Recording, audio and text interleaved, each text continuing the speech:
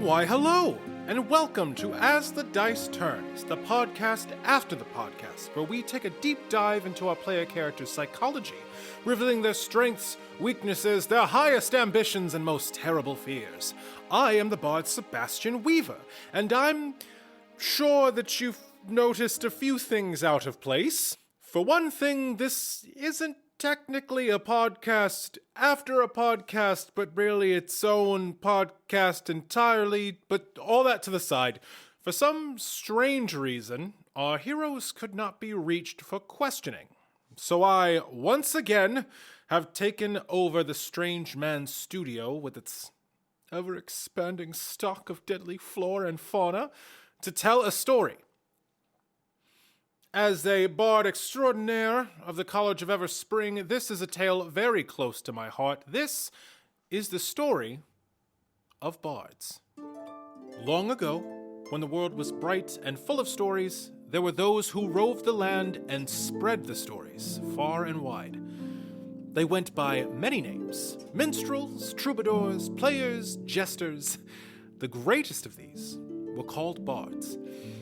In the world before the dreaded glyph purge, bards filled many roles. They were entertainers, artists, spies, diplomats. Though no two were alike, they all had a few things in common. The first was a deep passion for stories. The most wicked of bards could not resist the chance to hear a new tale, even if it was just to keep it from anyone else. The second thing that all bards have in common was a penchant for wandering. While the priests of Narrativa chanted in their temples and the scholars shut themselves inside their studies, the bards went out among the people. They traveled every road on the map and sometimes drew new ones. They were often received with joy at the towns they came through. Bards could delight you with tales of heroism and wring tears from your eyes with stories of tragic romance. They also bore important news of the day. Was the king going to raise taxes? Were there bandits on the western border? Was there a plague in the next town over? Bards kept their ears to the ground wherever they went and made sure the people, highborn or low, stayed connected with each other. There was one more thing that bards had in common: magic. A special kind of magic. The clerics would pray to receive the blessings of the gods. The druids tap into the primeval power of wild places. Bards get their magic from somewhere else: the story. Remember, our world is a story told by one god to another. It is wrought on the fabric of Narrativa's great tapestry. That story is being told every moment of every day. It is in the telling of the story that the sun rises and the tides go in and out.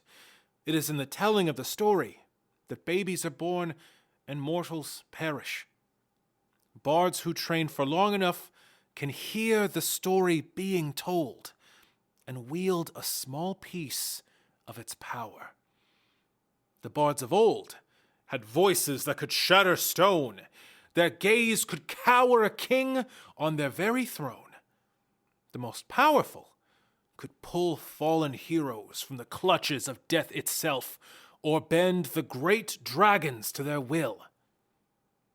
Now, such power required training and study to wield responsibly. That is why the colleges were founded. These enormous universities dotted the island of Meosha, offering the blessed gift of knowledge to whoever wished to learn. Anyone from a young farmhand to the heir of a duke could come and study at their massive libraries. Audacious ideas were born at these places. From the minds of the students came wondrous inventions, incredible magic, breakthroughs in medicine and the sciences. This was a golden era. But tragically, it was not to last. The glyph purge struck, and the knowledge of how to read and write was torn from the minds of all mortals. The bards were devastated by this.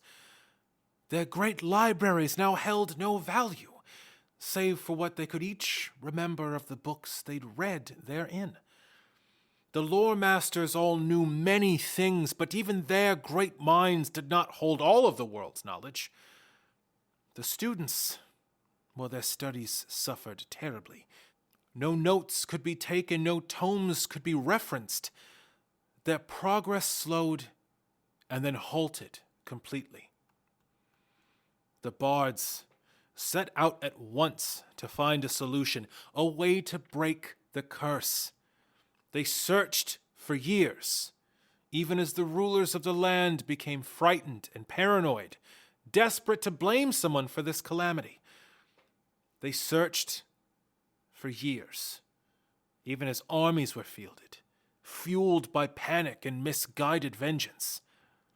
They searched for years as the land was torn asunder by war. As the flames of the Great War burned and generation after generation passed, less and less knowledge was left behind for the generations to come. The bards searched still, though far fewer in number. They are desperate to fix the world, desperate to bring the stories back. They still tell tales, sing songs, and spread news to the far corners of the isle. But they know that every year more knowledge is lost. No matter how many books they save to one day read or how many tales they tell, mortals perish without having their stories told, without passing all they know on to the generation that follows. And so it is to this day. I have searched, and I have found something more valuable than a king's ransom. Hope. The first piece of the puzzle. A light in the darkness, though now only a small spark. We will feed that spark. We will nurture it. Soon enough, it shall burn like a beacon. I just know it.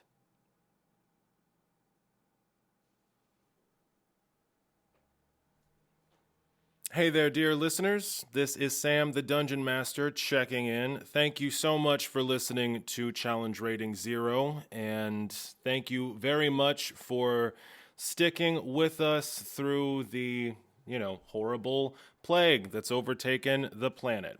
We are busy behind the scenes here, making sure everyone on the show has the equipment and the know-how to start recording remotely. We are currently engaged in making more content, and we will be getting back on schedule, releasing episodes every other Sunday from this point forward. If you've been waiting for us to put out new content, we appreciate you more than you can know, and we are committed to making more stuff for you folks to listen to. The next episode that will be coming out 2 Sundays from now is a holiday spectacular just in time for the Christmas season. The characters that you came to know in the 2 episodes previous will be returning to have a lovely Christmas adventure ran by Brian, and after that, the regular show shall commence. We've got some surprises for you, and I hope very much that you will enjoy the continuation of our story. Thanks for sticking in there, folks, and until next time, keep those dice turning. We certainly will.